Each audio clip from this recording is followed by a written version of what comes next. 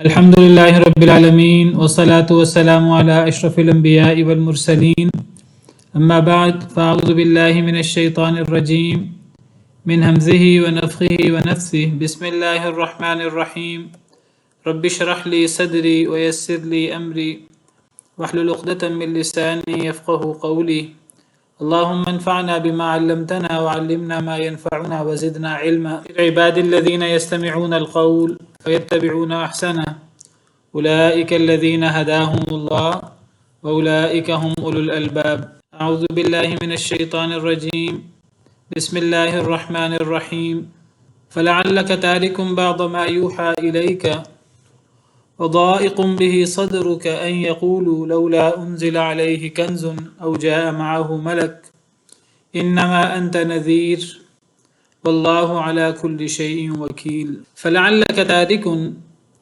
پس شاید کہ آپ تارکن چھوڑنے والے ہوں پس لعل شاید کا آپ اے اللہ کے رسول صلی اللہ علیہ وسلم شاید کہ آپ تارکن چھوڑنے والے ہوں بعض ما یوحی الیک بعض وہ چیز جو وحی کی جاتی ہے آپ کی طرف وضائق به صدرک اور تنگ ہونے والا ہو ساتھ اس کے صدرک آپ کا سینہ شاید کہ آپ چھوڑنے والے ہوں بعض وہ چیز جو آپ پر وحی کی جاتی ہے اور شاید کہ آپ کا سینہ تنگ ہوتا ہو ساتھ اس کے آپ کا سینہ ان یقولو یہ کہ وہ کہیں مشرکین مکہ لولا انزل علیہ کنز کیوں نہیں نازل کیا گیا اس پر کوئی خزانہ او جاء معه ملک یا کیوں نہیں آیا اس کے ساتھ فرشتہ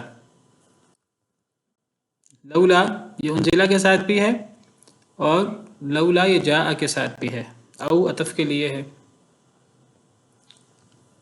یعنی مشرکین مکہ کی باتوں ان کے اعتراضات جن اعتراضات میں یہ بھی شامل ہے کہ اگر یہ نبی ہے تو پھر اگر یہ اللہ کا اتنا برگزیدہ ہے اللہ کا اتنا پیارا ہے تو اس پر آسمان سے خزانے کیوں نہیں اترتے اس کے بڑے بڑے محلات کیوں نہیں ہیں اس کے پاس سونا چاندی کیوں نہیں ہے اس کے کوئی سونے چاندی کے گھر کیوں نہیں ہیں ان کے ہاں تو اللہ کے برگزیدہ ہونے کا اللہ کے قریب ہونے کا معیار یہ تھا کہ اللہ کا برگزیدہ یا اللہ کے قریب تو وہ ہے جو بڑا مالدار ہو جو بڑا اقتدار والا ہو اس دور کے تقاضوں کے مطابق جو ہاتھوں میں کنگن پہنتا ہو سردار بادشاہ لوگ اس دور میں ہاتھوں میں کنگن پہنتے تھے سونے چاندی کے جو خزانوں کا مالک ہو تو ان کے اعتراضات کہ اس پر کوئی خزانہ کیوں نہیں اترتا یا اگر یہ نبی ہے اللہ کا اتنا قریبی ہے تو اس کے ساتھ فرشتہ کیوں نہیں اترتا یعنی ان کے اعتراضات میں سے یہ اعتراض بھی تھا کہ یہ فرشتہ کیوں نہیں ہے یہ انسان کیوں ہے انسان تو نبی نہیں ہو سکتا جیسے پہلے ذکر ہوا اور اگر یہ چلو بالفرض انسان ہے نبی اپنے آپ کو نبی بھی کہہ رہے ہیں اور یہ انسان بھی ہیں تو چلو ساتھ فرشتہ آ جائے تائید کے لیے لولا انزل الیہ ملک فیکون معہ نذیرا اس پر کوئی فرشتہ کیوں نہیں اترتا وہ بھی اس کے ساتھ ڈرانے والا ہو تو کفار کے مشرکین مکہ کے اس قسم کے بے سروپا الٹے سیدھے اعتراضات اللہ تعالیٰ فرماتے ہیں کہ یہ اعتراضات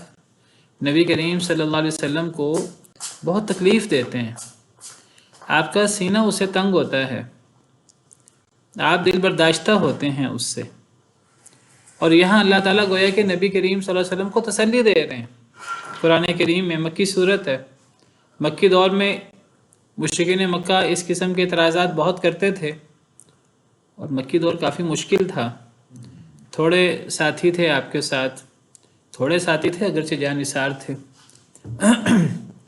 بڑا مقام ہے ان کا جو شروع میں ایمان لائے مہاجرین لیکن مخالفت کرنے والے انکار کرنے والے مذاق اڑانے والے زیادہ تھے تو اللہ تعالیٰ یہاں تسلی دے رہے ہیں ڈھارس دے رہے ہیں نبی کریم صلی اللہ علیہ وسلم کو کہ اللہ کے رسول صلی اللہ علیہ وسلم ہمیں پتہ ہے کہ یہ لوگ آپ کو جو باتیں بنا رہے ہیں ہم اللہ رب العالمین بخوبی واقف ہیں اس سے، اور ہمیں بخوبی علم ہے کہ آپ کا سینہ تنگ ہوتا ہے ان باتوں سے، آپ ان باتوں سے دل برداشتہ ہوتے ہیں، اتنے دل برداشتہ کہ شاید کہ آپ اللہ نے جو آپ پر وحی کی ہے آپ وہ وحی کی تبلیغ کرنا آگے چھوڑ دیں، تنگ ہو کر، دل برداشتہ ہو کر ان کفار کی جو آپ کو تکلیفیں پہنچاتے ہیں باتوں کے ذریعے، عمل کے ذریعے، آپ ان کی خیر خواہی چھوڑ دیں۔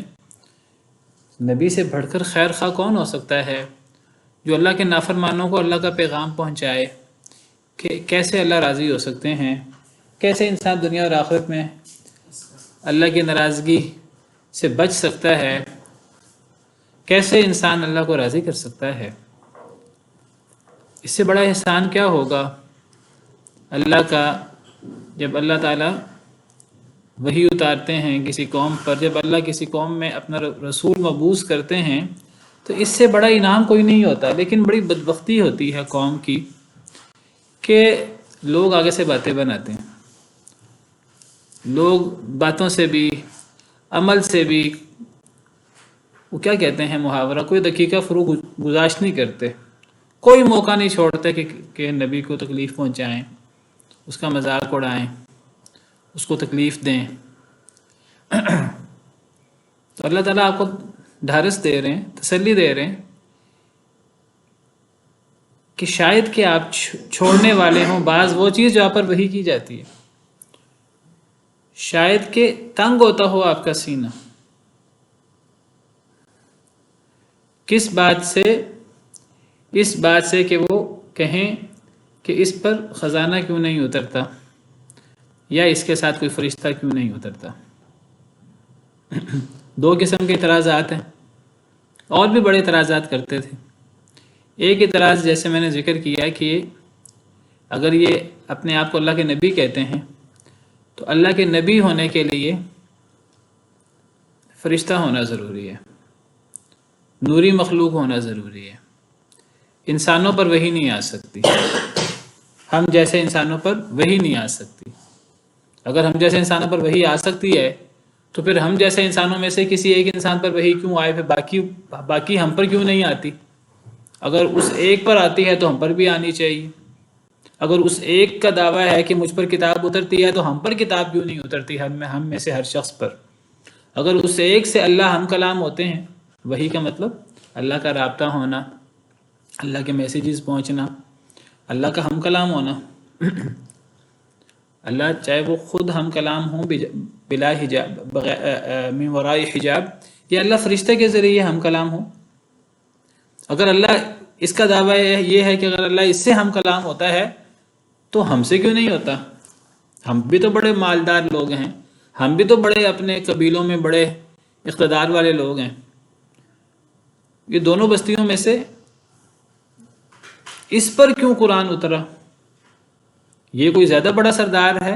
ہم بڑے سردار ہیں۔ مکہ اور طائف، قریش نے باقاعدہ یہ بھی اعتراض کیا، وقالوا لولا نزل هذا القرآن على رجل من القريتين عظيم، انہوں نے کہا یہ قرآن دونوں بستیوں میں سے کسی بڑے عظیم آدمی پر کیوں نہیں اترا؟ یہ عظیم آدمی یہی اکیلے ہی ہیں، کوئی اور عظیم نہیں ہے، کوئی اور سردار نہیں ہے، ہم بھی بڑے بڑے سردار ہیں، ہم میں ان میں قرآن کیوں نہیں اترا؟ تو یہ ان کے اعتراضات کی مختلف صورتیں تھیں۔ ایک صورت یہ تھی کہ ہم کسی اپنے جیسے انسان کو جو ہم ہی میں پیدا ہوا ہے، ہمارے ہی کنبے قبیلے میں سے ہے، ہم ہی میں پلا بڑھا ہے، تو ہم اس کو نبی نہیں مان سکتے۔ اگر وہ نبی ہو سکتا تو ہم بھی ہو سکتے ہیں۔ بل یرید کل امرئ منہم ان یؤتی صحفا منشرہ، سورہ مدثر میں اللہ فرماتے ہیں ان میں سے ہر شخص چاہتا ہے کہ جی مجھ پر کتاب اترے، پھر ہم مانیں گے، مجھ سے اللہ ہم کلام ہو۔ بلکہ ان میں سے ہر شخص اللہ کو دیکھنا چاہتا ہے باقاعدہ۔ یہود کہتے تھے یسألوک اہل الکتاب ان تنزل علیہم کتابا من السماء فقد سألوا موسى اکبر من ذلك فقالوا ارنا اللہ جہرا۔ اہل کتاب کہتے ہیں کہ آپ ان پر آسمان سے کتاب اتاریں۔ اللہ فرماتے ہیں کہ یہ ان یہود کی باتوں پر کان نہ دھریں، یہ تو حضرت موسیٰ علیہ السلام سے اس سے بھی بڑا سوال کر چکے ہیں کہ ہمیں اللہ دکھاؤ علانیہ۔ جب کسی نے نہیں ماننا ہوتا تو پھر وہ الٹے سیدھے اعتراضات کرتا ہے۔ تو ایک اعتراض یہ کہ یہ انسان ہے تو انسان نبی نہیں ہو سکتا، یا چلو اگر ایک انسان نبی ہونے کا دعویٰ کر رہا ہے تو چلو ہم گوارہ کر لیں گے، ہم مان لیں گے، ان کے ساتھ کوئی فرشتہ ہو جو ان کی تائید کرے، جو لوگوں کو بتائے کہ یہ اللہ کے نبی ہیں۔ اور دوسری بات کہ اگر یہ نبی ہیں، نبی تو اللہ کا بڑا قریبی ہوتا ہے، ان کے ہاں اللہ کے قریبی ہونے کا معیار یہ تھا کہ بھئی جب اللہ تعالیٰ بادشاہوں کے بادشاہ ہیں تو اللہ کے کوئی قریبی ہے تو پھر اسے دنیا کے اندر مالدار ہونا چاہیے، اقتدار والا ہونا چاہیے، مال و دولت والا ہونا چاہیے، سونے چاندی میں کھیلنا چاہیے۔ یہ بھی اعتراض برائے اعتراض ہے، اس لیے کہ اللہ نے یہ وعدہ نہیں کیا کہ اللہ دنیا میں اپنے قریبی لوگوں کو مال و دولت سے نوازیں گے، اور اللہ دنیا میں اپنے قریبی لوگوں کو بہت زیادہ سونا چاندی، بہت زیادہ محلات دیں گے۔ اللہ نے یہ بات نہیں کی، یہ اللہ کا دعویٰ نہیں ہے پچھلی کتابوں میں یا قرآن کریم میں۔ اللہ کا دعویٰ تو یہ ہے، اللہ کا فرمان تو یہ ہے کہ جزا، یوم الجزا، یوم الدین آخرت ہے، وہاں ہر قسم کا انعام ملے گا، وہاں بڑے بڑے محلات ہوں گے، بڑے بڑے قصور ہوں گے، وہاں سونے چاندی کے گھر ہوں گے، سونے چاندی کے برتن ہوں گے، کھانے پینے کی چیزیں ہوں گی، ہر قسم کی نعمت اور فراوانی میسر ہوگی آخرت میں۔ دنیا یہ تو دارالعمل ہے، دنیا میں اللہ جس کے لیے چاہتے ہیں رزق تنگ کر دیتے ہیں، جس کے لیے چاہتے ہیں رزق پھیلا دیتے ہیں۔ کبھی اللہ کے بڑے نافرمان کے پاس ظاہری طور پہ زیادہ رزق ہوتا ہے، زیادہ نعمتیں ہوتی ہیں، کبھی اللہ کے بڑے برگزیدہ ہوتے ہیں، ان کے پاس دنیاوی طور پر زیادہ نعمتیں نہیں ہوتی۔ تو یہ اس قسم کی باتیں کر کے بہت تنگ کرتے تھے نبی صلی اللہ علیہ وسلم کو۔ اللہ نے قرآن کریم میں ان کے یہ اعتراضات نقل کیے ہیں بڑی تفصیل کے ساتھ۔ سورہ بنی اسرائیل میں اللہ تعالیٰ ان کے یہ اعتراضات نقل کرتے ہیں۔ ان کے اعتراضات میں کیا کیا تھا؟ اللہ تعالیٰ فرماتے ہیں سورہ بنی اسرائیل میں، وَلَقَدْ صَرَّفْنَا لِلنَّاسِ فِي هَذَا الْقُرْآنِ مِنْ كُلِّ مَثَلٍ، ہم نے لوگوں کے لیے اس قرآن میں ہر قسم کی مثال پھیر پھیر کر بیان کی۔ کبھی کس طریقے سے اللہ تعالیٰ نے حق واضح کیا، کبھی کس طریقے سے، کبھی کس طریقے سے، مختلف طریقوں سے اللہ نے پھیر پھیر کر، مختلف انداز سے اللہ نے ہر قسم کی مثال اور ہر مسئلہ واضح کیا۔ اللہ فرماتے ہیں لیکن المیہ یہ فابا اکثر الناس الا کفورا، اکثر لوگوں نے انکار کیا، کفر کیا، نہ مانا۔ کیا کہا انہوں نے؟ نبی صلی اللہ علیہ وسلم قرآن پیش کرتے، اللہ کا پیغام پیش کرتے، وہ آگے سے کیا اعتراض کرتے؟ وَقَالُوا لَن نُؤْمِنَ لَكَ حَتَّى تَفْجُرَ لَنَا مِنَ الْأَرْضِ يَنبُوعًا، انہوں نے کہا کفار نے، ہم اس وقت تک آپ پر ایمان نہیں لائیں گے حتیٰ کہ آپ زمین میں چشمے جاری کر دیں۔ مکہ کی سرزمین پتھریلی سرزمین تھی، تو وہاں اس طرح کر کے چشمے وغیرہ، کنویں وغیرہ نہیں ہوتے تھے۔ انہوں نے کہا مکہ کی زمین کو ایک زرخیز زمین بنا دیں اور آپ کنویں جاری کر دیں۔ او یکون لک جنۃ من نخیل وعنب، یا آپ کا ایک باغ ہو، آپ کے پاس باغ ہو کھجور کا، انگوروں کا، فتفجر الانہار خلالها تفجیرا، صرف کھجور اور انگوروں کا باغ نہ ہو، اس کے درمیان نہریں بھی بہتی ہوں، تب ہم آپ کو اللہ کا نبی مانیں گے۔ اللہ کا نبی تو اللہ کا بڑا قریبی ہوتا ہے، تو اللہ کا قریبی جو ہوگا اس کے پاس دنیا کی بڑی نعمتیں ہونی چاہیے۔ کھجور اور انگوروں کے باغ اس دور میں، وہ کوئی صنعتی دور نہیں تھا فیکٹریوں وغیرہ کا، ملوں وغیرہ کا، تو اس دور میں باغ جو ہے آپ سمجھیے ایک بڑی فیکٹری، ایک بڑی مل ہوتی تھی، اس کی طرح ہوتی تھی جیسے آج ملیں ہوتی ہیں یا فیکٹریاں ہوتی ہیں۔ آپ کے پاس کوئی باغ کیوں نہیں ہے کھجوروں کا، انگوروں کا؟ اس باغ کے درمیان سے نہریں بھی جاری رہنی چاہیے، پھر ہم آپ کو نبی مانیں گے۔ او تسقط السماء كما زعمت علينا كسفا، یا آپ آسمان کو ہم پر گرا دیں جیسے آپ گمان کرتے ہیں۔ نبی صلی اللہ علیہ وسلم فرماتے تھے اگر تم ایمان نہیں لاؤ گے تو اللہ کا عذاب آ سکتا ہے، آسمان گر سکتا ہے، پتھروں کی بارش ہو سکتی ہے، تو وہ کہتے تھے کہ آسمان گرا دو ہم پر، عذاب لے آؤ جیسے آپ گمان کرتے ہیں، او تاتی باللہ والملائکۃ قبیلا، یا آپ اللہ اور فرشتوں کو ہمارے سامنے لے آئیں۔ اللہ نے حساب لگانا ہے، حساب لینا ہے، تو حساب کے لیے تاخیر کس بات کی؟ اللہ کو لے آئیں، فرشتوں کو لے آئیں ہمارے سامنے، تو پھر ہم مان لیں گے۔ یعنی یہ ایسے اعتراضات ہیں کہ جس کے اندر استہزاء بھی ہے، جس کے اندر انکار بھی ہے، سب کچھ ہے۔ او یکون لک بیت من زخرف، یا آپ کا گھر ہو من زخرف، سونے کا۔ اگر آپ اللہ کے نبی ہیں، اللہ کے اتنے قریبی ہیں، تو سونے کا گھر ہونا چاہیے۔ او ترقی فی السماء، یا آپ آسمان پہ چڑھیں، آپ کے پاس کوئی ایسا شعبدہ بازی ہونی چاہیے، کوئی ایسی سیڑھی ہونی چاہیے جادوئی کہ آپ آسمان پہ چڑھ کے دکھائیں۔ اور صرف آسمان پہ چڑھنا بھی کافی نہیں ہے، وَلَن نُؤْمِنَ لِرُقِيِّكَ حَتَّى تُنَزِّلَ عَلَيْنَا كِتَابًا نَقْرَؤُهُ، ہم آپ کے اگر آپ چڑھنا بھی شروع کر دیں آسمان پر، ہم یہ بھی نہیں مانیں گے۔ حَتَّى تُنَزِّلَ عَلَيْنَا كِتَابًا نَقْرَؤُهُ، حتیٰ کہ آپ جا کر آسمان سے ایک کتاب لے کر آئیں ہمارے سامنے، ہم اس کتاب کو باقاعدہ پڑھیں بھی۔ تو اب پھر اللہ نے اس کا جواب دیا کہ اے نبی صلی اللہ علیہ وسلم، آپ ان سے کہہ دیجئے میرا رب پاک ہے، میں تو ایک بشر رسول ہوں، تم مجھ سے ایسے مطالبے کر رہے ہو جیسے میں خود، جن میں خدائی صفات ہیں، یا میں کوئی فرشتہ ہوں، میں تو ایک بشر رسول ہوں۔ تو یہ وہ اعتراضات ہیں بلا وجہ کے جو کفار اعتراض کرتے تھے۔ ان اعتراضات کا اللہ نے قرآن کریم میں جگہ جگہ جواب دیا ہے مختلف انداز سے۔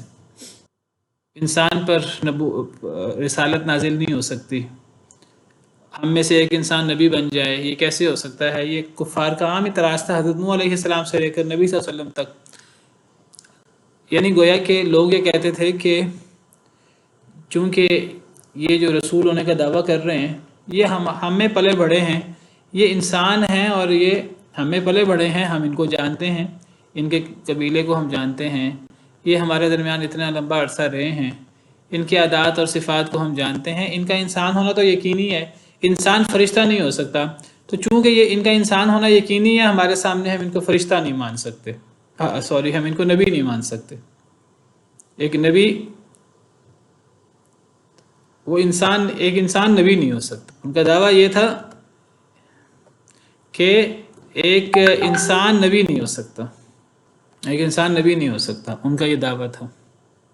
اللہ نے اس کا جواب یہ دیا قرآن کریم میں کہ ایک انسان نبی کیوں نہیں ہو سکتا؟ ایک انسان کے نبی ہونے میں کیا معنی ہے؟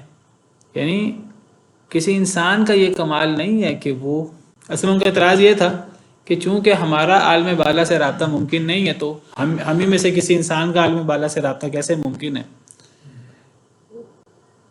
تو اس کا جواب اللہ نے یہ دیا کہ اصل میں یہ اس انسان کا کمال نہیں ہے کہ اس کا عالم بالا سے رابطہ ہے، تمہارا نہیں ہے تو اس انسان کا رابطہ ہے، اس انسان میں کوئی ایسی صلاحیت ہے نہیں۔ اللہ فرماتے ہیں یہ تو اللہ رب العالمین کا کام ہے۔ اللہ رب العالمین عالم بالا میں ہوتے ہوئے، اللہ تعالیٰ عرش پہ ہوتے ہوئے، اللہ جس انسان سے چاہے ہم کلام ہوں، یہ تو اللہ کا کمال ہے۔ اللہ جس کو چاہے چن لیں، تو یہ اللہ کا کمال ہے۔ اللہ نے کہیں بھی یہ دعویٰ نہیں کیا کہ یہ کوئی کسی انسان کا کمال ہے کہ وہ اپنی کسی صلاحیت کی بنا پر وہ اس دنیا سے باہر رابطہ کر لیتے ہیں۔ اگر یہ ایسی بات ہو، اس پر باقی لوگ بھی اعتراض کر سکتے ہیں، تو یہ کسی انسان کا ذاتی کمال نہیں ہے، یہ تو اللہ رب العالمین کی طرف سے عطا ہے کسی کو، کہ اللہ کسی کو چن لیں نبوت کے لیے، رسالت کے لیے۔ تو اللہ نے جواب یہ دیا کہ قرآن کریم میں جگہ جگہ وہ کہتے تھے کہ انسان رسول نہیں ہو سکتا، اللہ فرماتے ہیں کہ انسان رسول ہو سکتا ہے۔ قل انما انا بشر مثلکم یوحی الی، اے نبی صلی اللہ علیہ وسلم آپ اعلان کر دیجئے کہ میں بشر ہوں تمہارے جیسا، اس کے باوجود مجھ پر وحی نازل ہوتی ہے۔ قالت لهم رسلهم ان نحن الا بشر مثلکم ولکن اللہ یمن علی من یشاء من عبادی، رسولوں نے کہا، جن رسولوں پر اعتراض ہوا کہ ہم تمہیں رسول نہیں مانتے کیونکہ تم انسان ہو، تو رسولوں نے جواب دیا، اکثر رسولوں نے یہ جواب دیا اپنی قوموں کو، ان نحن الا بشر مثلکم، نہیں ہیں ہم مگر بشر تمہارے جیسے، ولکن اللہ یمن علی من یشاء من عبادی، لیکن اللہ تعالیٰ اپنے بندوں میں سے جس پہ چاہے احسان کر دے۔ اللہ بشر ہوتے ہوتے اسے اپنی رسالت کے لیے، اپنی وحی کے لیے اللہ تعالیٰ چن لے، اور جہاں تک خزانہ ہونے کا اعتراض ہے، اس کا اللہ تعالیٰ نے جواب دیا ہے، یہاں بھی جواب دیا ہے اور دیگر جگہوں پہ بھی اللہ نے جواب دیا ہے کہ یہ دنیا میں کسی کے پاس نعمتیں ہونا، ظاہری نعمتیں، یہ اس بات کی دلیل نہیں ہے کہ اللہ کا وہ بڑا قریبی ہے۔ دنیا میں اللہ تعالیٰ ظاہری نعمتیں، دنیا کی نعمتیں تو کافر کو بھی دے دیتے ہیں، مسلمان کو بھی دے دیتے ہیں۔ دنیا کی نعمتیں تو آزمائش ہیں، اصل تو نعمتیں آخرت میں ملیں گی۔ اگر دنیا میں نعمتیں ہونا حق پہ ہونے کی دلیل ہوتا تو حضرت موسیٰ اور فرعون میں سے فرعون حق پر ہوتا، اس کے بعد دنیا کی نعمتیں زیادہ تھیں۔ حضرت ابراہیم اور نمرود میں سے نمرود حق پر ہوتا، لیکن یہ تو مشرکین مکہ بھی مانتے تھے کہ حضرت ابراہیم علیہ السلام حق پر تھے، یہ تو مشرکین مکہ یہود نصارہ بھی مانتے تھے کہ حضرت موسیٰ علیہ السلام حق پر تھے فرعون کے مقابلے میں۔ تو حق پہ ہونے کی یہ کوئی دلیل نہیں ہے کہ کسی کے پاس دنیاوی مال و اسباب زیادہ ہوں، خزانے زیادہ ہوں، کوئی خزانوں کا مالک ہو۔ تو اللہ اس کا جواب دیتے ہیں انما انت نذیر، کہ اے نبی صلی اللہ علیہ وسلم سوائے اس سے کہ نہیں، آپ تو ڈرانے والے ہیں، آپ کا کام ڈرانا ہے۔ اگر یہ آپ کی بات نہیں مانتے، اگر یہ آپ کا مذاق اڑاتے ہیں تو ان کو مذاق اڑانے دیں، اللہ ان سے خود نمٹ لیں گے۔ اگر یہ آپ کی بات نہیں مانتے، نہ مانیں، آپ کا کام ڈرانا ہے، آپ ڈرانے کا کام جاری رکھیں، آپ انہیں نصیحت کریں۔ واللہ علی کل شیء وکیل، اور اللہ تعالیٰ ہر چیز پر کارساز ہے۔ اللہ ان سے خود ہی حساب لے لیں گے، اللہ ان سے خود نمٹ لیں گے۔ آپ کا کام انہیں پہنچانا ہے، آپ کا کام انہیں منوانا نہیں۔ اگر یہ نہیں مانتے تو نہ مانیں، کوئی فرق نہیں پڑتا اس سے، نہ اللہ کی بادشاہت میں کوئی کمی آتی ہے، نہ اسلام کی شان و شوکت میں کوئی مسئلہ ہوگا۔ کسی کا ایمان لانا، اس کا فائدہ اس کی ذات کو ہے، اس کا فائدہ اللہ کو، اسلام کو، رسول کو نہیں ہے۔ اللہ نے اسلام کی مدد کرنی ہے، اللہ نے اسلام کو غالب کرنا ہی کرنا ہے، کیونکہ اللہ کا دین ہے۔ کوئی ساتھ مل جائے گا تو یہ اس کی سعادت ہوگی، اللہ کو کسی کی ضرورت نہیں ہے۔ آپ کا کام ڈرانا ہے، آپ ڈرانا جاری رکھیں، اللہ ہر چیز پر کارساز ہے۔ دیکھیے یہ وہ سادہ سی چیزیں ہیں، بعض دفعہ دیکھنے میں بڑی سیدھی لگتی ہیں، سادی لگتی ہیں، لیکن یہ بہت سارے لوگوں کو سمجھ نہیں آتی یہ باتیں۔ آج بھی بہت سارے لوگ اس قسم کے اعتراضات کر دیتے ہیں۔ بہت سارے لوگ، یعنی کافر تو کافر، ایتھیسٹ اور دہریہ قسم کے لوگ تو وہ تو ویسے ہی کافر ہیں۔ کئی مسلمان لوگ جو مادہ پرست ہوتے ہیں، جو ظاہری انداز سے سوچتے ہیں، وہ بھی اس قسم کے اعتراضات کر دیتے ہیں۔ تو یہ باتیں قرآن کریم تو جگہ جگہ اس قسم کی باتوں کی وضاحت کرتا ہے۔ کوئی بندہ یہ نہ سمجھے کہ کسی کے پاس مال زیادہ ہوگا تو بڑا کامیاب ہے۔ اب آج کہتے ہیں کہ میٹیریلزم کا دور ہے، مادیت پرستی کا دور ہے۔ آج تو جس کے پاس مال زیادہ ہے یا جس کے پاس کوئی ایسا ہنر ہے جس سے وہ کمائی کر سکے، لوگوں کے نزدیک وہی کامیاب ہے۔ ایک بندہ اپنی آواز کے ذریعے اپنی خوبصورتی کو کیش کروائے، اللہ ناراض ہوتے ہیں یا اللہ ناراض نہیں ہوتے، اس کو کوئی پرواہ نہ ہو، بس جس طریقے سے بھی کوئی پیسہ کمائے وہی کامیاب ہے۔ کوئی عورت اپنا جسم بیچے، وہ ان کے نزدیک سوشل ورکر ہے، وہ بھی محنت کر رہی ہے، اس کو بھی اس کا معاوضہ ملنا چاہیے۔ حلال حرام کی تو بات ہی نہیں۔ اور جو لوگ ظاہری طور پر معاشرے کو کچھ دیتے نہیں ہیں یا وہ کچھ ظاہری طور پہ کماتے نہیں ہیں، وہ ان کے نزدیک بیکار لوگ ہیں، چاہے وہ دنیا کا سب سے اچھا کام کیوں نہ کرے۔ ماں جو گھر میں بچوں کی تربیت کرے، وہ ان کے نزدیک سب سے فضول کام کرتی ہے۔ وہ ہاؤس وائف ہے، اس کا کوئی معاشرے کے اندر کردار نہیں ہے۔ وہ کہتے ہیں کہ اس کو بھی معاشرے کے اندر لاؤ، وہ بھی معاشرے کے اندر کمائی کرے۔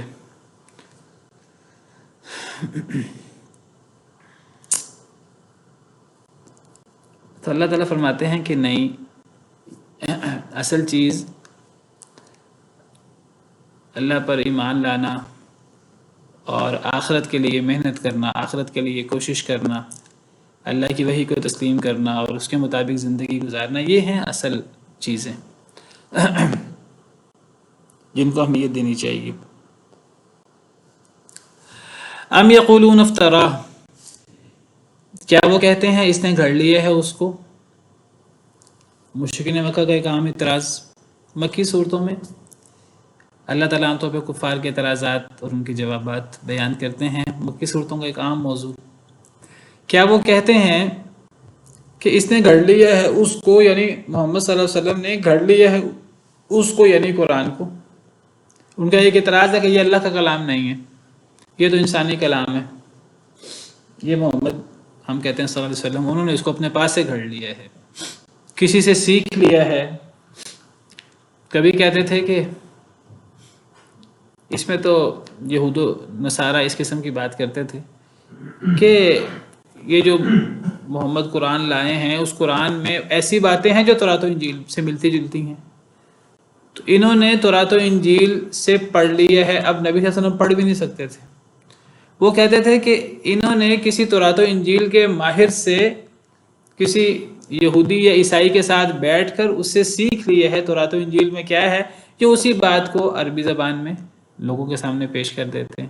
وقالوا اساطیر الاولین اکتتبها وہی تملا علیہ بکرۃ واصیلا، کیا وہ کہتے ہیں کہ اس نے گھڑ لیا ہے اس کو؟ قل فأتوا بعشر سور مثلہ مفتریات، کہہ دیجئے اے اللہ کے رسول صلی اللہ علیہ وسلم بس لے آؤ بعشر سور مثلہ 10 صورتیں اس جیسی، مفتریات گھڑی ہوئی، وادعوا من استطعتم من دون اللہ ان کنتم صادقین، اور بلا لو جس کی بھی تم طاقت رکھو، جس کو تم بلانے کی طاقت رکھتے ہو اس کو بلا لو، جس کو بلا سکو بلا لو، من دون اللہ اللہ کے علاوہ، ان کنتم صادقین اگر تم سچے ہو۔ یہ جواب ہے لوگوں کے اس اعتراض کا کہ یہ قرآن انسانی کلام ہے، یہ اللہ کا کلام نہیں ہے، اس کو محمد صلی اللہ علیہ وسلم نے خود گھڑ لیا ہے۔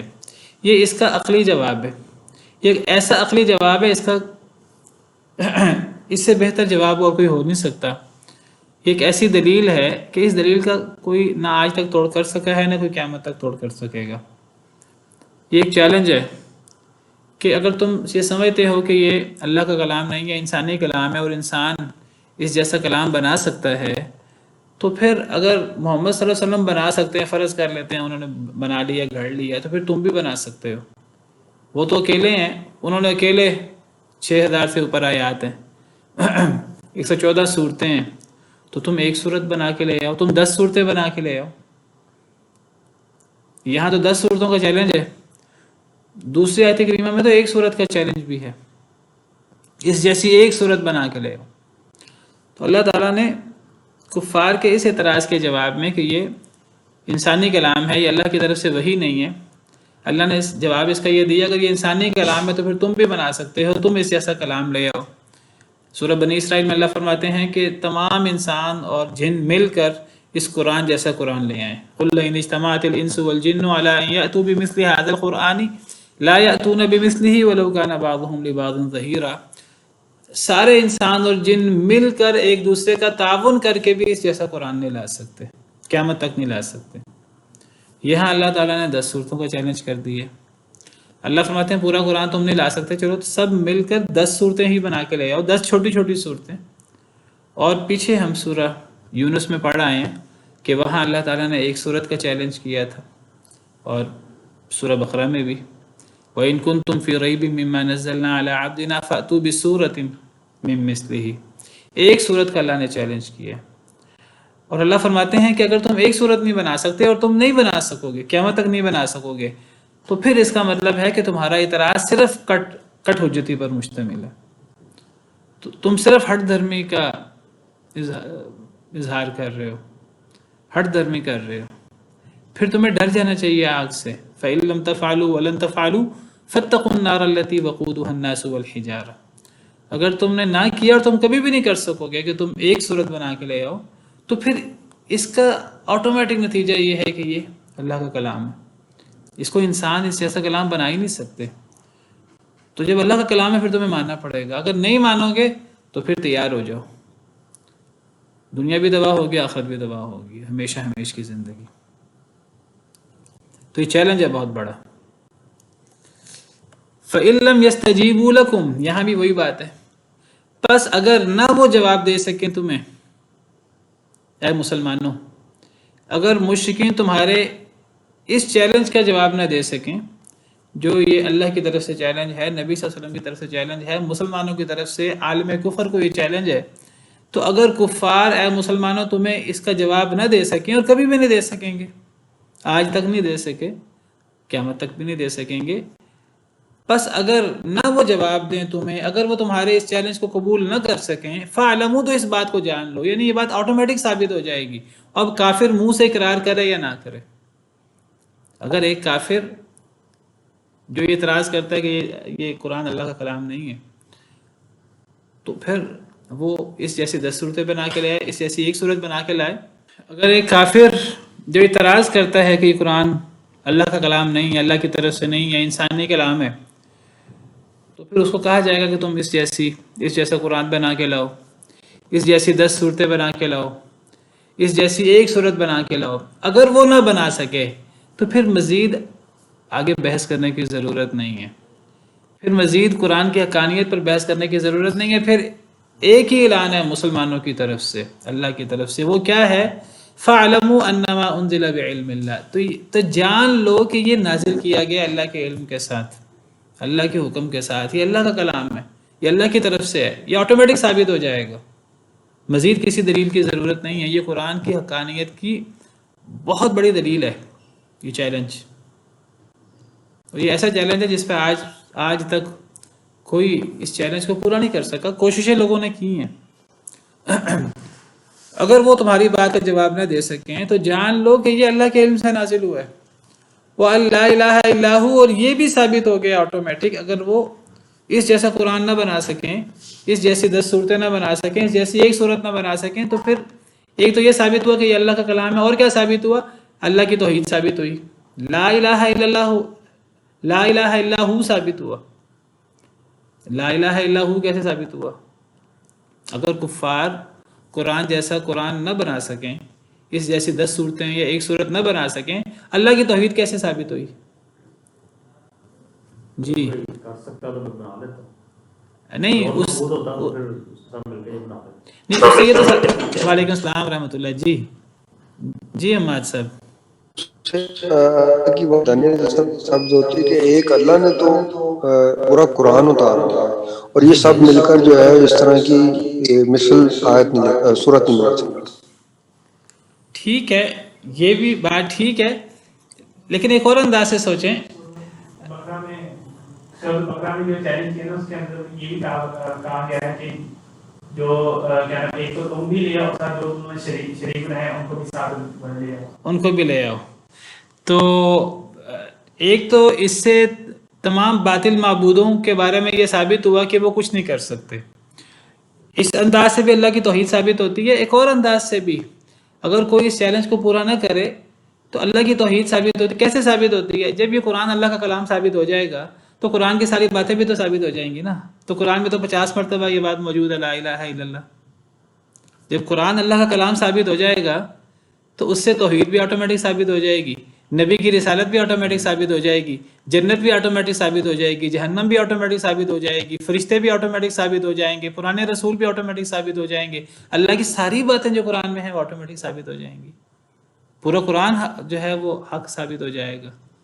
تو اگر وہ آپ کا جواب نہ دے سکیں تو جان لو پھر یہ ثابت ہو گیا کہ یہ قرآن اللہ کے علم سے نازل ہوا، یہ اللہ کا کلام ہے، اور یہ بھی ثابت ہوا کہ اللہ کے علاوہ کوئی معبود برحق نہیں، صرف اللہ کی عبادت کرنی چاہیے، کیونکہ قرآن اس کا سب سے بڑا داعی ہے۔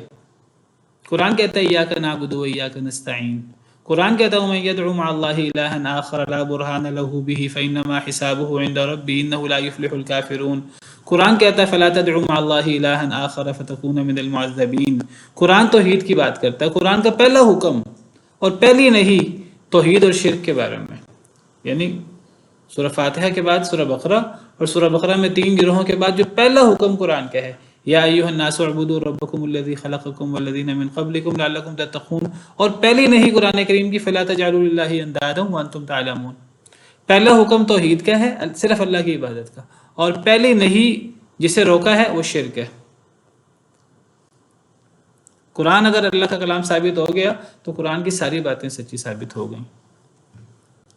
فہل انتم مسلمون، کیا تم سر جھکاتے ہو کہ نہیں جھکاتے؟ اب اتنی بڑی دلیل کے بعد کوئی آگے سے کیا مقابلہ کر سکتا ہے؟ اب اگر کوئی مقابلہ نہیں کر سکتا تو پھر اب تمہیں سر چکا دینا چاہیے اللہ کے سامنے، قرآن کے سامنے، تمہیں ایمان لے آنا چاہیے۔ من کان یرید الحیات الدنیا وزینتها نوفی الیہم اعمالہم فیہا وہم فیہا لا یبخسون۔ جو بندہ چاہتا ہے دنیا کی زندگی، وزینتها اور اس کی زیب و زینت، نوفی الیہم اعمالہم فیہا ہم پورا دیں گے ان کی طرف ان کے اعمال، فیہا اس دنیا میں، وہم فیہا لا یبخسون اور وہ اس دنیا میں کمی نہیں کیے جائیں گے۔ جو بندہ دنیا کی زندگی اور دنیا کی زیب و زینت چاہتا ہے تو اللہ فرماتے ہیں ہم اس کو اس کے اعمال کا پورا بدلہ اس دنیا میں ہی دے دیں گے اور کوئی کمی نہیں چھوڑیں گے۔ کیا مطلب ہے اس کا؟ یعنی ایک بندہ آخرت نہیں چاہتا، نیک عمل کرنا نہیں چاہتا، دنیا اور دنیا کی زیب و زینت چاہتا ہے، کافر ہے، صرف دنیا اور دنیا کا وقتی فائدہ چاہتا ہے، تو اللہ فرماتے ہیں ہم اس کو اس کے اعمال کا پورا بدلہ اس دنیا میں دے دیں گے، کوئی کمی نہیں چھوڑیں گے۔ تو کیا جو بندہ صرف دنیا اور اس کی زیب و زینت نہیں چاہتا، یہ تو جو دنیا اور اس کی زیب و زینت چاہتا ہے اللہ فرماتے ہیں ہم اس کو اس کے اعمال کا بدلہ دنیا میں دے دیں گے۔ تو جو بندہ دنیا اور اس کی زیب و زینت نہیں چاہتا اس کو اس کے اعمال کا بدلہ دنیا میں نہیں ملے گا، اس کو اس کے اعمال کا بدلہ پورا نہیں ملے گا دنیا میں، اس کو اس کے اعمال کا بدلہ دنیا کے آخرت میں ملے گا۔ دنیا میں بھی مل سکتا ہے لیکن دنیا میں وہ پورا بدلہ نہیں ہوگا، آخرت میں بھی بدلہ ہوگا اس کا۔ کافر کا بدلہ آخرت میں نہیں ہے، لہٰذا کافر کو اس کے اعمال کا بدلہ دنیا میں مل جائے گا، اور یہ ضروری نہیں کہ کافر کو زیادہ ملے۔ ایک مسلمان کو اس کے اعمال کا بدلہ دنیا میں کافر سے زیادہ مل سکتا ہے، کافر سے زیادہ بھی مل جائے اگر ایک مسلمان کو اس کے اعمال کا نتیجہ دنیا میں، لیکن مسلمان کا عمل کا پورا نتیجہ دنیا میں نہیں ملتا، اس کا بڑا حصہ تو آخرت میں ہوتا ہے۔ لیکن کافر کا اور مسلمان کا فرق یہ ہے، اللہ نے اگلی آیت میں فرمایا کہ ان لوگوں کے لیے آخرت میں کوئی حصہ نہیں ہے، ان جو دنیا چاہتے ہیں، دنیا کے زیب و زینت چاہتے ہیں، تو ان کو جو کچھ ملنا دنیا میں ملنا ہے۔ اس کا مطلب یہ نہیں ہے جیسے بعض لوگ سمجھتے ہیں کہ کافر کو دنیا میں زیادہ بدلہ ملتا ہے، مسلمان کو دنیا میں کم بدلہ ملتا ہے، یہ ضروری نہیں ہے۔ ہاں یہ ہے کہ کافر کے لیے یہ ضروری نہیں ہے کہ کافر کو دنیا میں اس کے اعمال کا بدلہ زیادہ ملے اور مسلمان کو دنیا میں اس کا اعمال کا بدلہ کم ملے۔ اصل مقابلہ دنیا میں کم یا زیادہ ملنے کا نہیں ہے، اصل مقابلہ ہے آخرت میں ملے گا کہ نہیں ملے گا۔ ایک مسلمان کو اس کے اعمال کا بدلہ آخرت میں ملتا ہے، دنیا میں بھی ساتھ مل جاتا ہے لیکن آخرت میں ملتا ہے، اصل چیز آخرت ہے مسلمان کے لیے، کافرت کے لیے آخرت میں کچھ نہیں ہے۔ اب اس کو جو ملنا دنیا میں ملنا ہے، اس کے اعمال کا جو بدلہ ہو سکتا ہے وہ دنیا میں ملنا ہے۔ باقی یہ ضروری نہیں ہے کہ ایک کافر کو اس کے اعمال کا بدلہ ضرور دنیا میں ملے۔ اس کی وجہ یہ ہے کہ دنیا میں اعمال کا بدلہ تو تب ملے جب دنیا میں ہر چیز عمل کے ساتھ ہو اور دنیا میں لازماً بدلہ ملنا ہو۔ ہم قرآن کریم کی کئی آیات میں پڑھ چکے ہیں کہ نتائج اللہ کے ہاتھ میں، اگر اللہ کسی کو اس کے عمل کا بدلہ دینا ہی نہیں چاہتے، اس کے محنت کا، اس کے عمل کا، دیکھیے یہاں دنیا کی بات ہو رہی ہے اور بدلہ ملنے کی بات ہو رہی ہے۔ قرآن کریم کی دوسری آیت میں بھی اللہ دنیا کی بات کرتے ہیں، سورہ بنی اسرائیل میں، من کان یرید العاجلۃ عجلنا له فیہا ما نشاء لمن نرید۔ جو عاجلت یعنی دنیا چاہتا ہے تو عجلنا له فیہا ما نشاء، جس کو ہم چاہیں گے اس کو ہم دنیا دے دیں گے، لمن نرید جتنی ہم چاہیں گے، جس کو ہم چاہیں گے، ثم جعلنا له جہنم، پھر اس کے لیے آخرت میں جہنم ہے، آخرت میں اس کے لیے کچھ نہیں ہے۔ تو سورہ بنی اسرائیل میں اللہ فرماتے ہیں کہ جو دنیا چاہتا ہے اس کے لیے آخرت میں تو کچھ نہیں ہے۔ اب اس کو دنیا ملے گی کہ نہیں ملے گی؟ اللہ فرماتے ہیں جتنی ہم چاہتے ہیں اتنی ملے گی، اور جس کو ہم چاہتے ہیں اس کو ملے گی۔ یعنی ضروری نہیں ہے ہر بندے کو دنیا ملے۔ ہاں جس کے بارے میں اللہ کا فیصلہ ہے کہ میں نے اس کو دے دینا ہے دنیا میں اس کا بدلہ، تو وہ بدلہ دنیا میں مل جائے گا، اور سارا دنیا میں مل جائے گا، آخرت میں نہیں جائے گا۔ آخرت کے لحاظ سے وہ خالی ہے کافر۔ دنیا میں اگر اللہ نے دینا ہے تو اللہ دنیا میں دے دیں گے، سارا دے دیں گے، یہ مطلب ہے اصل میں۔ جو بندہ دنیا کی زندگی چاہتا ہے اور اس کی زیب و زینت چاہتا ہے، نوفی الیہم اعمالہم فیہا، ہم پورا پورا دے دیتے ہیں ان کی طرف ان کے اعمال، یعنی جتنا بدلہ دینا ہے اللہ نے وہ مراد ہے، یہ ضروری نہیں ہر ایک کو ملے، یہ بات بڑی اہم ہے۔ جتنا اللہ نے دینا ہے اللہ نے دنیا میں دے دینا ہے، دنیا میں کمی نہیں چھوڑنی ہے اللہ نے، جتنا اللہ نے دینا ہے۔ یہ نہیں ہے کہ اللہ مجبور ہے دنیا میں، اللہ نے دنیا میں کسی کو اس کے عمل کا بدلہ دینا ہی ہے، اللہ مجبور نہیں ہے۔ آخرت میں اللہ نے نہیں دینا، دنیا میں دینا ہے، جس کو دینا ہے جتنا دینا ہے دنیا میں ہی دے دینا ہے، پورا دے دینا، کمی نہیں چھوڑنی۔ جو بندہ دنیا کی زندگی اور اس کی زیب و زینت چاہتا ہے، ہم پورا پورا دے دیتے ہیں اس کی طرف اس کے اعمال فیہا، اس دنیا میں، وہم فیہا لا یبخسون، اور وہ لوگ اس دنیا میں کوئی کمی نہیں کیے جاتے۔ اولئک الذین لیس لہم فی الآخرۃ الا النار، یہی وہ لوگ ہیں نہیں ہے ان کے لیے آخرت میں سوائے آگ کے۔ وحبط ما صنعوا فیہا، اور ضائع ہو گیا جو انہوں نے کیا اس دنیا میں۔ وباطل ما كانوا يعملون، اور باطل ہے جو وہ عمل کرتے تھے۔ تو ان آیات کریمہ کا اصل مقصود یہ ہے کہ جو بندہ دنیا کے لیے محنت کرتا ہے، دنیا اور اس کی زیب و زینت کے لیے، اس کے لیے آخرت میں کچھ نہیں ہے، آخرت کے لحاظ سے اس کے اعمال ضائع ہیں، اس کے اعمال باطل ہیں۔ اس کو یہ نہیں ہے کہ اس کو اس کے عمل کا بدلہ لازماً ملے گا دنیا میں، آخرت میں تو نہیں ملے گا۔ دنیا میں ملے گا کہ نہیں؟ اگر اللہ چاہیں گے تو ملے گا، اگر اللہ چاہیں گے اور جتنا اللہ چاہیں گے اتنا وہ سارا بدلہ دنیا میں مل جائے گا، دنیا میں کمی نہیں ہوگی، یہ مراد ہے۔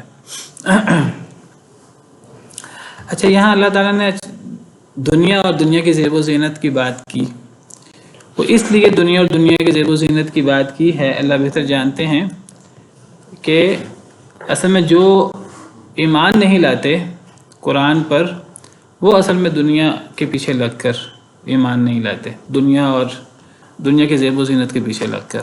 تو یعنی ایک انسان کو صرف دنیا کے لیے عمل نہیں کرنا چاہیے، دنیا کے لیے عمل کرے گا تو اس کو اس کا نتیجہ ملے گا کہ نہیں ملے گا؟ اللہ چاہیں گے تو ملے گا، لیکن صرف دنیا میں ملے گا، آخرت میں ایسے شخص کے لیے کچھ نہیں ہے۔ لیکن اگر ایک شخص آخرت کے لیے عمل کرے گا تو اس کو اس کا فائدہ آخرت میں تو ہوگا ہی ہوگا، اس کو اس کا فائدہ دنیا میں بھی ہوگا۔ کچھ لوگ صرف دنیا کے لیے محنت کرتے ہیں، دنیا کے لیے کام کرتے ہیں، تو انہیں آخرت میں کچھ نہیں ملتا۔ کچھ لوگ اللہ سے دعائیں بھی صرف دنیا کی کرتے ہیں، اور اچھے سے اچھے مقام پہ چلے جائیں، اچھی سے اچھی جگہ پہ چلے جائیں، بیت اللہ چلے جائیں، بیت اللہ جا کر بھی ان کی دعا، ان کی ساری سوچ دنیا کے لیے ہوتی ہے۔ تو ایسے لوگوں کے بارے میں اللہ تعالیٰ یہی فرماتے ہیں کہ ایسے لوگوں کا آخرت میں کوئی حصہ نہیں ہے۔ اللہ نے سورہ بقرہ میں حج کا ذکر کیا، اور حج کے موقع پر مشرکین جو دعائیں کرتے تھے اس کا ذکر کیا، تو اللہ فرماتے ہیں کہ جو لوگ جاتے ہیں حج پر تو ان لوگوں میں سے کچھ لوگ وہ ہیں فَمِنَ النَّاسِ مَن يَقُولُ رَبَّنَا آتِنَا فِي الدُّنْيَا وَمَا لَهُ فِي الْآخِرَةِ مِنْ خَلَاقٍ، کچھ لوگ وہ ہیں جو کہتے ہیں اے اللہ تعالیٰ ہمیں دنیا دے دے۔ اب ان کو دنیا ملتی کہ نہیں ملتی، اللہ نے اس کا جواب نہیں دیا۔ اللہ فرماتے ہیں ایسے لوگوں کے لیے آخرت میں کوئی حصہ نہیں ہے۔ وَمِنْهُم مَن يَقُولُ رَبَّنَا آتِنَا فِي الدُّنْيَا حَسَنَةً وَفِي الْآخِرَةِ حَسَنَةً وَقِنَا عَذَابَ النَّارِ، اور کچھ لوگ وہ بھی ہیں جو کہتے ہیں اے اللہ دنیا میں بھی بھلائی دے دے اور آخرت میں بھی بھلائی دے دے اور آگ کے عذاب سے بچا۔ تو اللہ فرماتے ہیں اولئک لہم نصیب مما کسبوا، یہی وہ لوگ ہیں ان کو ان کی کمائی کا حصہ ملے گا، آخرت میں تو ملے گا ہی ملے گا، ساتھ دنیا میں بھی ملے گا۔ تو آخرت کے لیے محنت کرنی چاہیے، دنیا ساتھ خود بخود حاصل ہو جاتی ہے۔ حدیث مبارکہ ہے کہ اللہ تعالیٰ فرماتے ہیں کہ جس بندے کی ساری سوچ آخرت کے بارے میں ہو تو دنیا بھی اس کے پیچھے ذلیل ہو کر آتی ہے، اللہ اس کے دنیا کے معاملات بھی آسان کر دیتے ہیں۔